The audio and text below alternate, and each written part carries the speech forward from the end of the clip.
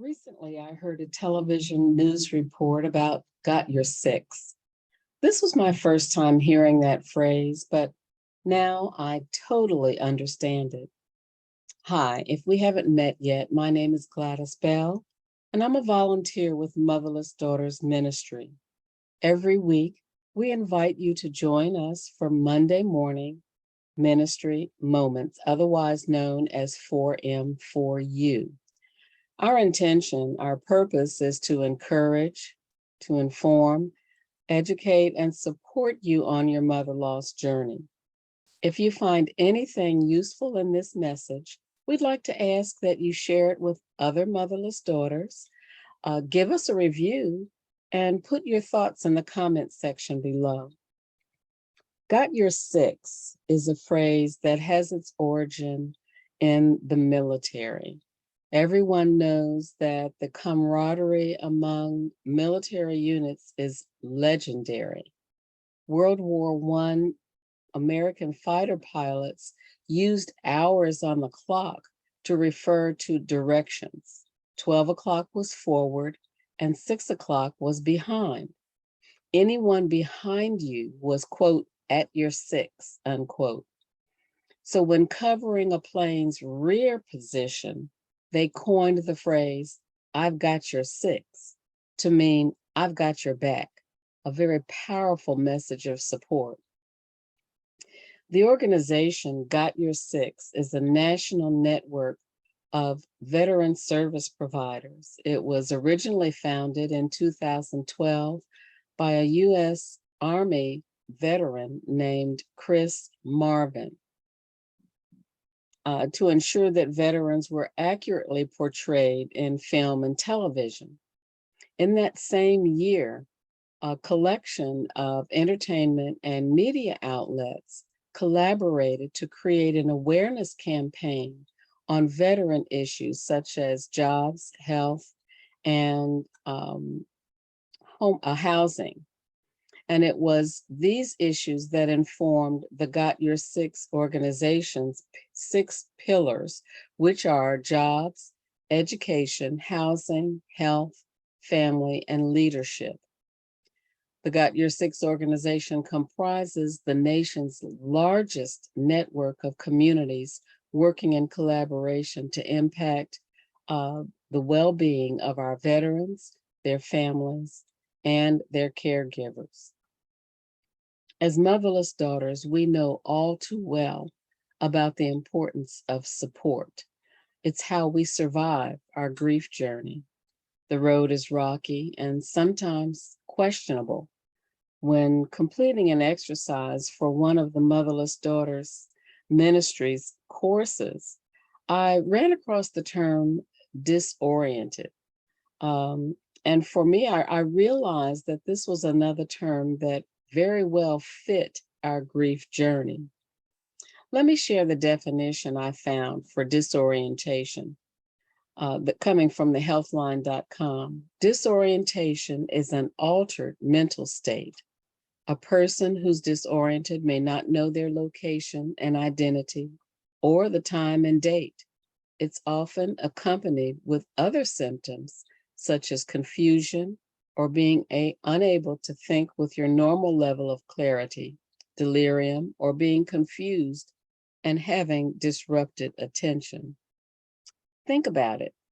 Once we lose a person who's very close to us, it creates a big void. Our circumstances become uncertain.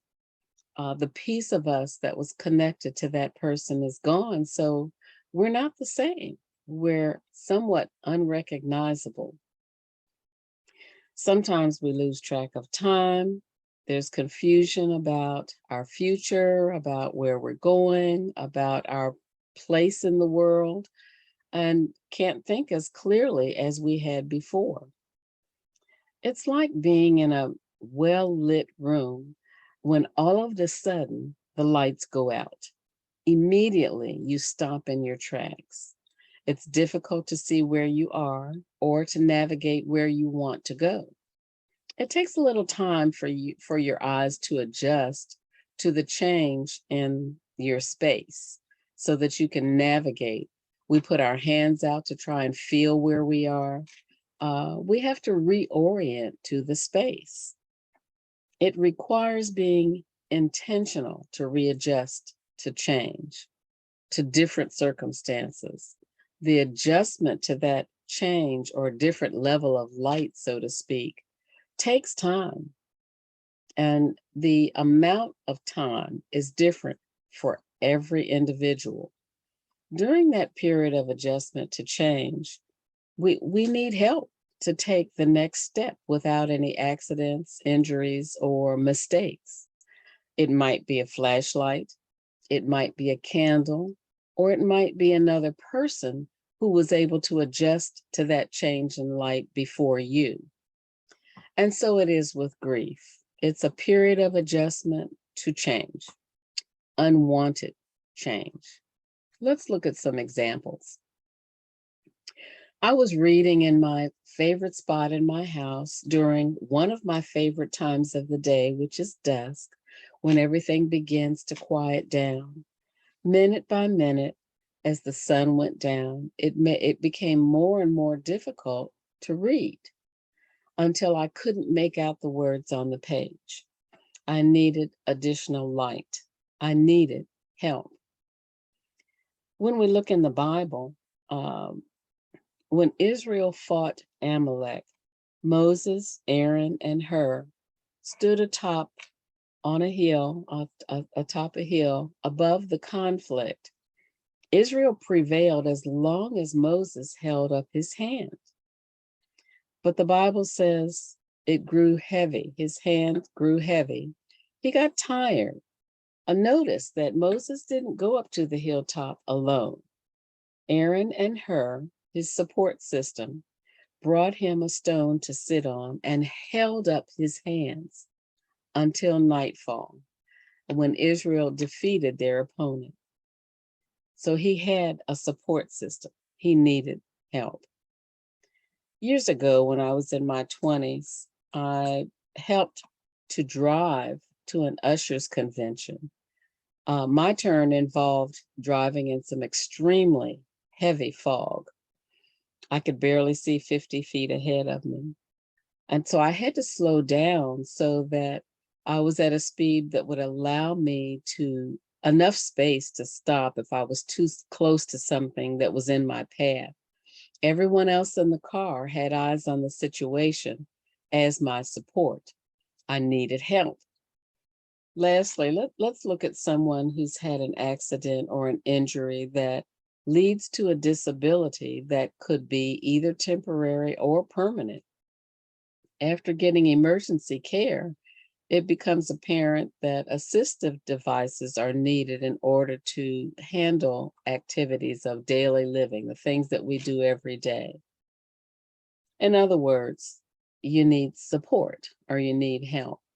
Among the myriad of other issues that come up, a devastating loss is accompanied by frustration and the anger of being thrust into a situation against our will, an unwanted situation.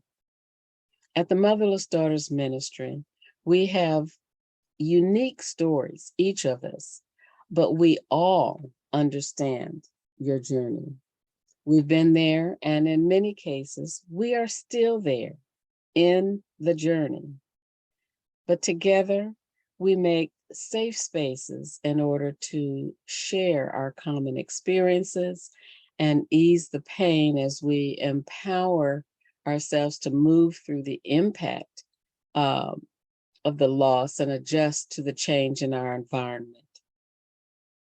For everything that we make accessible at the ministry, the website, www.motherlessdaughters.com, the podcast, Nurturing Words, Voices of Experience, the Facebook page, followed by more than 10,000 persons, and the YouTube channel, all of that.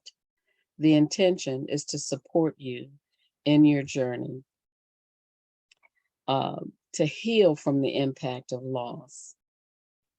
That doesn't mean that you will forget the person that you lost or that you will stop grieving. It simply means that you're on a grief journey to heal from the impact of that loss.